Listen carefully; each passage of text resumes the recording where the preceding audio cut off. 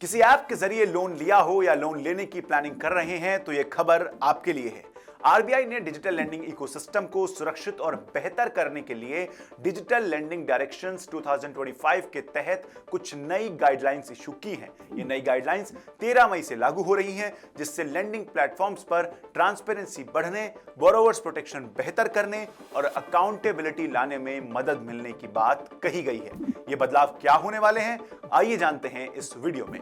13 मई के बाद सभी फाइनेंशियल इंस्टीट्यूशंस जो आरबीआई के अधीन हैं, उन्हें अपने डिजिटल लेंडिंग एप्स को एक नए platform centralised information management system पर रजिस्टर करना होगा। यह प्लेटफॉर्म लेंडिंग ऐप से जुड़े लाइसेंस्ड बैंक्स और नॉन बैंकिंग फाइनेंशियल कंपनीज का ऑफिशियल डेटाबेस तैयार करेगा।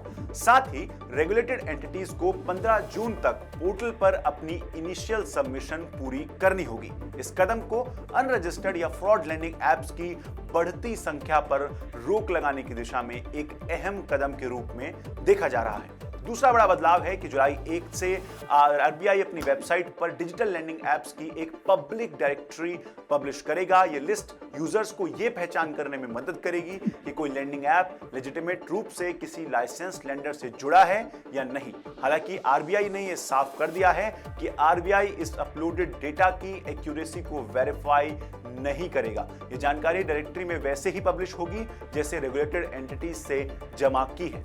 तीसरा बदलाव है कि अलग अलग कंपनियों के लोन ऑफर देने वाले एग्रीगेटर प्लेटफॉर्म्स को मल्टीपल लेंडर्स से लोन ऑफर करने के लिए नए डिस्प्ले नॉर्म्स का पालन करना होगा। इन प्लेटफॉर्म्स को अब बोरोवर्स को उनके क्राइटेरिया से मेल खाने वाले अवेलेबल लोन ऑफर्स का क्लियर डिजिटल कंपैरिजन बताना होगा और साथ ही उन लेंडर्स का भी नाम दिखाना होगा जो क्वालिफाई नहीं होंगे, जिससे बोरोवर्स को डिजिटल लेंडिंग ऑप्शंस का एक्सेस मिलेगा और वो अपने बोरोइंग डिसीजंस के बारे में किसी बायस के बिना फैसला ले पाएंगे। चौथा और जरूरी बदलाव जो 13 मई के बाद लागू होगा, उसमें एक है कि अब रेगुलेटेड फाइनेंशियल इंस्टीट्यूशंस को third party lending service providers से हाथ मिलाने से पहले डिटेल्ड ड्यू डिलिजेंस करनी होगी।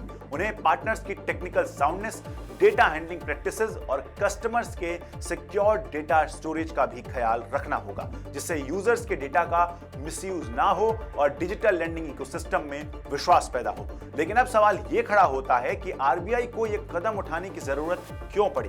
भारत में लगातार डिजिटल लेंडिंग सेक्टर तेजी से बढ़ रहा है, यूजर को जिससे कन्वीनियंस और झट से क्रेडिट की सुविधा भी मिल रही है। लेकिन सुविधा के साथ साथ डिजिटल स्पेस के कुछ रेड फ्लैग्स भी सामने आए, जिसमें hidden fees, aggressive recovery tactics और रात बेरात गायब हो जाने वाले ऑपरेटर्स शामिल हैं। इन नए रेगुलेशन से आरबीआई यूजर्स की सुरक्षा के लिए यह कदम उठा रही है, जिससे अब बोरोवर्स को जल्द ही आरबीआई की पब्लिक डायरेक्टरी से लेंडिंग ऐप्स को वेरीफाई करने का भी अब मौका मिलने वाला है। आपका इस खबर पर क्या सोचना है, हमें कमेंट सेक्शन में जरूर बताएं और ऐसे ही इंफॉर्मेटिव वीडियोस के लिए एनडीटीवी प्रॉफिट हिंदी को सब्सक्राइब करें।